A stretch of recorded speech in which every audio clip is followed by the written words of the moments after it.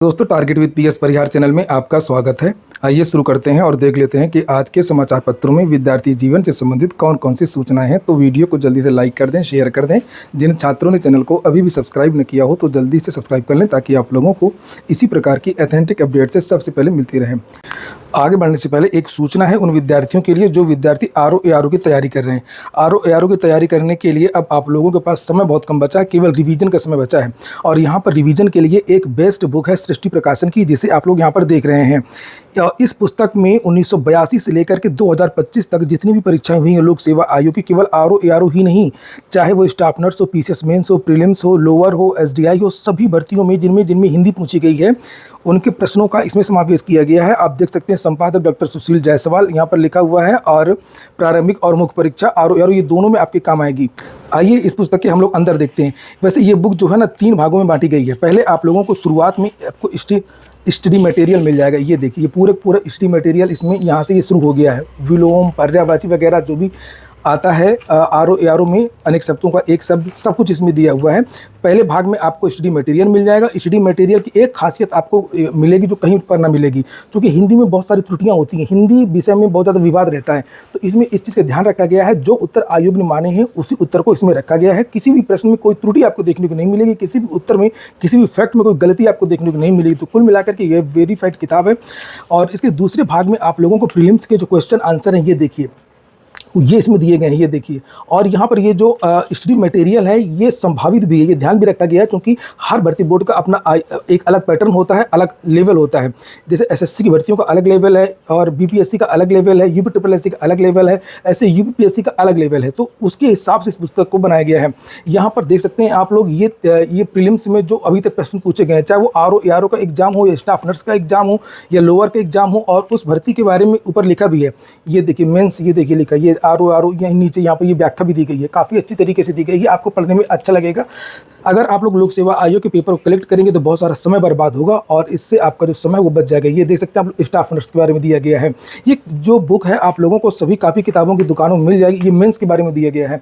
और अगर आप लोग ऑनलाइन मंगवाना चाहते हैं तो अभी इनकी ये बुक आपको ऑफलाइन ही मिलेगी। हालांकि ये लोग, अगर आप लोग इनसे कॉन्टैक्ट करेंगे तो ये आप लोगों को व्हाट्सअप के माध्यम से, अगर आप एड्रेस वगैरह देंगे तो ये आपको पुस्तक भेज सकते हैं। ये नंबर लिख लीजिए, मैंने स्क्रीन पर लिख दिया है, 8400911405।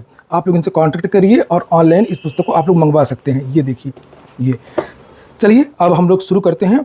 सबसे पहले हम लोग बात करते हैं यूपीट्रिपलएससी पीईटी को लेकर के हड़कंप हो गया है। एक नई न्यूज़ निकल करके आई है यूपीट्रिपलएससी पीईटी की वैलिडिटी को लेकर के। ये आप देख सकते हैं, ये हिंदुस्तान समाचार पत्र है। ये देखिए, इसमें लिखा हुआ है यूपीट्रिपलएससी रिजल्ट में बड़ा ट्विस्ट। अभी 2 दिन पहले ही एक परिणाम जारी किया यूपीट्रिपलएससी ने। ऑडिटर और असिस्टेंट अकाउंटेंट परीक्षा 2025 का ये भर्ती तो पेड 2022 से आई थी। 530 पदों के लिए ये भर्ती थी। परीक्षा जरूर इसकी जनवरी 2025 में हुई थी। और ये एक अन्य समाचार पत्र में भी ये लिखा हुआ है, देख सकते हैं आप लोग, यूपीट्रिपलएससी auditor and assistant accountant result 2025, a major controversy has erupted regarding the result of the Uttar Pradesh subordinate service selection commission auditor and assistant accountant recruitment examination 2025। thousands of aspirants preparing for the exam received a major setback when the commission questioned the examination attendance of 1712 candidates. तो 530 विद्यार्थियों के सापेक्ष 1712 विद्यार्थियों का result घोषित किया गया है। और इसमें यह कहा गया है कि कमीशन ने एक नोटिस जारी किया है। हालांकि वो नोटिस तो अभी मिली नहीं है, लेकिन समाचार पत्रों में लिखा है कि commission has now clarified in its latest notification that the attendance of 1712 candidates who participated in the main examination through the alternative preliminary examination has not been officially approved। तो जो इनका प्रीलिम्स एग्ज़ाम हुआ था, जिसके आधार पर ये mains में बैठे थे, उसको ऑफिशियली अप्रूव नहीं किया गया था।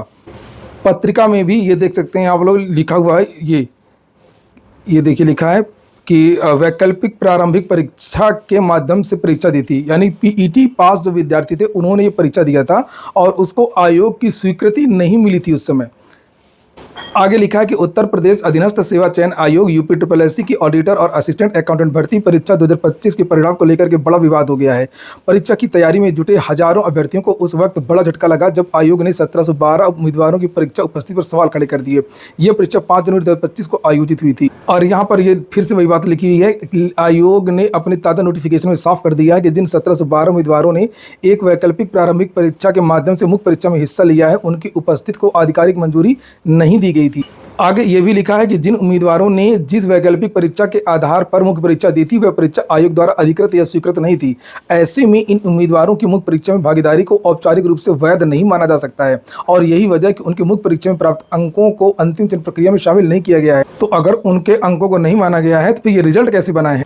आगे लिखा कि फिलहाल रिजल्ट जरूर जारी कर दिया गया है और नियुक्ति नहीं होगी। यूपी ट्रिपल एससी ने यह भी कहा कि यह परिणाम अंतिम चयन नहीं माना जाएगा जब तक 1712 उम्मीदवारों की पात्रता को लेकर के कोई कानूनी निर्णय या आयोग द्वारा कोई अंतिम फैसला नहीं आ जाता, तब तक उनको नियुक्ति के योग्य नहीं माना जाएगा। तो ये क्या कंफ्यूजन कर दिया है यूपी ट्रिपल एससी ने, कुछ स्पष्टीकरण भी नहीं दिया अपनी वेबसाइट में। तो जो न्यूज़ निकल करके आ रही है समाचार पत्रों में, हालांकि ये किसी ऑफलाइन पेपर में नहीं है, सारी जो सूचना है वो हिंदुस्तान ऑनलाइन पेपर में है, पत्रिका ऑनलाइन पेपर में।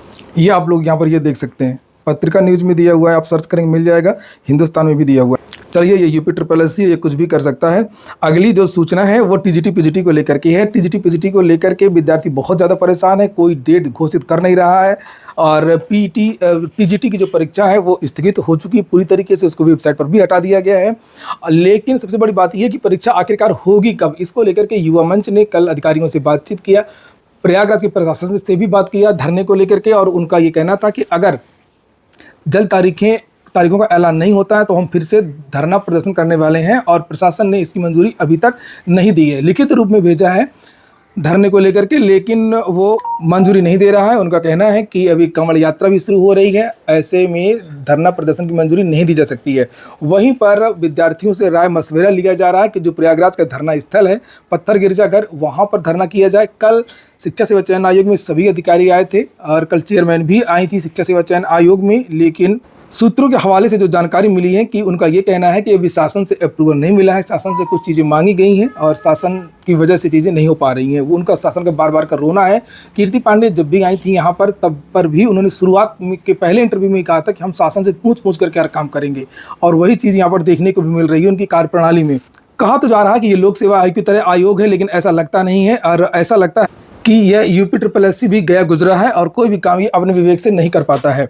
और चर्चा इस बात को लेकर के भी है कि शिक्षा सेवा चयन आयोग में जितने भी अधिकारी हैं, चाहे वो परीक्षा नियंत्रक हों, चाहे वो सचिव हों, चाहे वो चेयरमैन हो, सभी के सभी जो अधिकारी हैं वो अनुभवहीन हैं, उनको कोई तजुर्बा नहीं है विज्ञापन निकलवाने का, भर्ती करवाने का, परीक्षा करवाने का। और यही कारण है कि एक परीक्षा हुई थी असिस्टेंट प्रोफेसर भर्ती, इसमें विवाद हो गया था, नई परीक्षा कराने की इसकी हिम्मत नहीं हो रही है।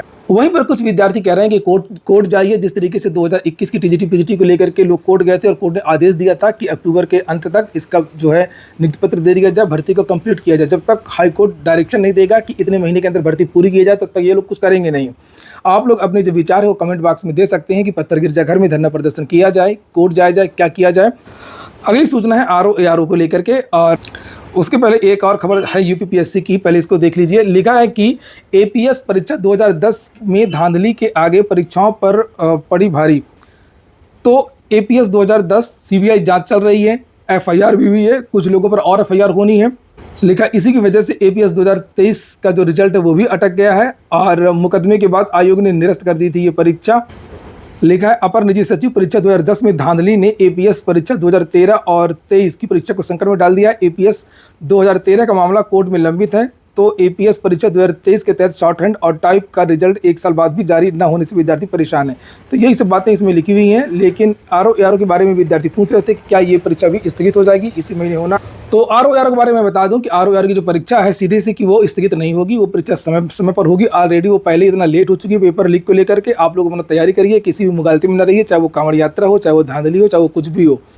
अगली सूचना है होमगार्ड के 45,000 पदों पर जल्द होगी नई भर्ती। यह हर हफ्ते नहीं जाती है, लेकिन विज्ञापन जारी नहीं हो रहा है। पुलिस महानिदेशक होमगार्ड बीके मौर्य ने कहा कि प्रदेश में फिलहाल 73,000 होमगार्ड हैं। अब 45,000 पदों पर जल्द नई भर्ती होगी। होमगार्ड को उनके गृह जनपदों में ही नौकरी मिलती है। होमगार्ड और उनके परिवारों को आयुष्मान योजना से जोड़ने की तैयारी की जा रही है। नया एक्ट भी जल्द लागू होने वाला है। सरकार इस पर विचार कर रही है। एक दिवसीय प्रवास पर मुजफ्फरनगर पहुंचे मौर्य पीडब्ल्यूडी गेस्ट हाउस में ठहरे और उन्होंने कहा कि सभी होमगार्ड का वेतन सीधा उनके खाते में दिया जा रहा है। घटना दुर्घटना बलिदान होने वाले के लिए 35 लाख रुपए की आर्थिक सहायता की व्यवस्था की गई है। तो बताया जा रहा है कि अभी नियमावली को मंजूरी प्रदान नहीं की गई है और जल्द ही नियमावली को मंजूरी मिल जाएगी। वैसे इसका विज्ञापन जारी कर दिया जाएगा। नियमावली में ये प्रावधान किया गया पहली बार कि पुलिस कांस्टेबल की तरह लिखित परीक्षा और फिजिकल होगा इसमें। ये अन्य समाचार पत्र में भी इसको लेकर के जानकारी दी गई है। ये देखिए, प्रदेश में जल्द ही होगी 45,000 होमगार्ड भर्ती। मुझे पता जितने लोग वीडियो देख रहे हैं, बहुत सारे विद्यार्थियों ने अभी तक वीडियो को लाइक नहीं किया होगा, क्योंकि ये यूपी का डीएन ही ऐसा है। जैसे यहाँ पर चेयरमैन बात नहीं सुनते हैं, एग्जाम की डेट्स घोषित नहीं करते हैं, मुख्यमंत्री बात नहीं सुनते हैं और यूपी SSSC बहरा है। इसी तरीके से आप लोग बहरे ना हुआ करें। अगर मैं कहा करूं वीडियो को लाइक कर दे तो वीडियो को तुरंत पहले ही लाइक कर दिया करें। रोज रोज ना कहना पड़े। आप लोगों के जितने भी जरूरी मुद्दे हैं, सारे जरूरी मुद्दे इस चैनल के माध्यम से उठाए जाते हैं। अगली सूचना है विद्यालय विलय को लेकर के। अब तक 11,000 विद्यालय हो चुके हैं पेयर। बताइए। और जो कहा जा रहा है मीडिया के माध्यम से कि 29,000 विद्यालय बंद हो सकते हैं या उनका विलय हो सकता है, वो बात बिल्कुल सही है। बहुत सारे ऐसे भी सूचना निकल करके आ रही हैं कि जिन विद्यालयों को दूसरे विद्यालय से जोड़ा गया है, वहाँ के बच्चे वहाँ जा ही नहीं रहे हैं और प्राइवेट कॉलेज में दाखिला ले रहे हैं। ये देखिए, लिखा है अभी तक 11,000 विद्यालयों का विलय किया जा चुका है। इनमें से कुछ विद्यालयों में 10 तो कुछ में 50 से कम बच्चे नामांकित थे।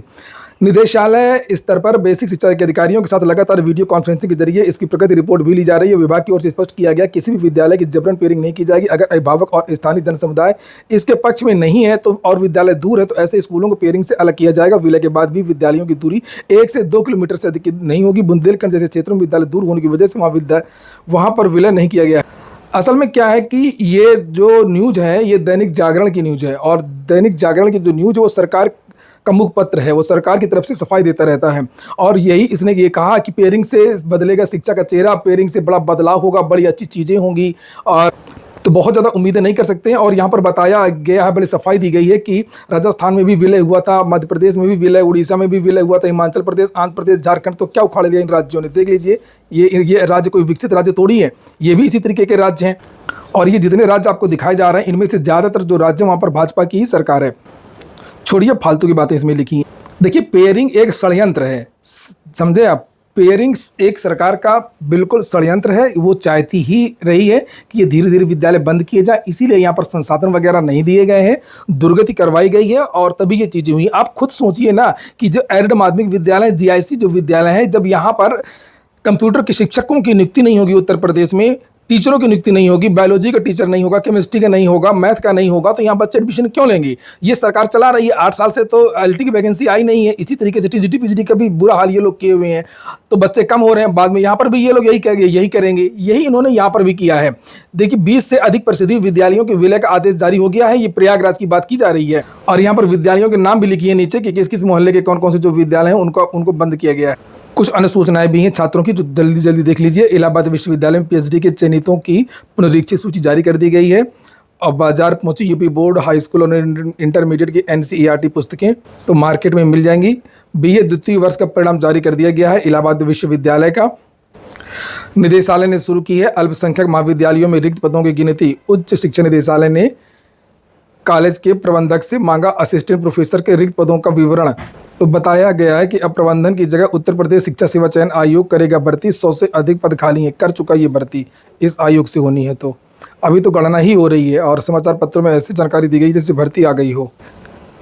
लिखा डॉक्टर APJ अब्दुल कलाम प्राविधिक विश्वविद्यालय में स्थापित सेंटर फॉर एडवांस्ड स्टडीज कैस में रिक्त 14 शैक्षणिक पदों को सीधी भर्ती के जरिए भरे जाने का आवेदन शुरू हो गया है। आवेदन पत्र का प्रारूप, शैक्षिक और अन्य योग्यता संबंधी जानकारी विश्वविद्यालय की वेबसाइट पर उपलब्ध करा दी गई है।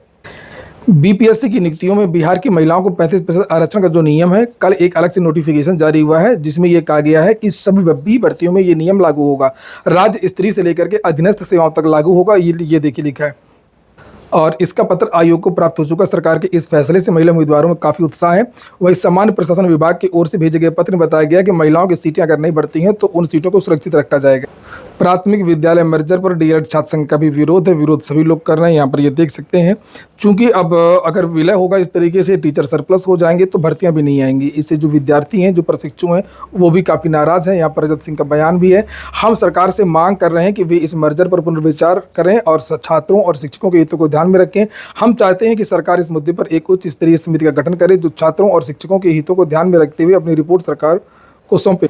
स्कूल विलय के मुद्दे पर आप सांसद का मार्च।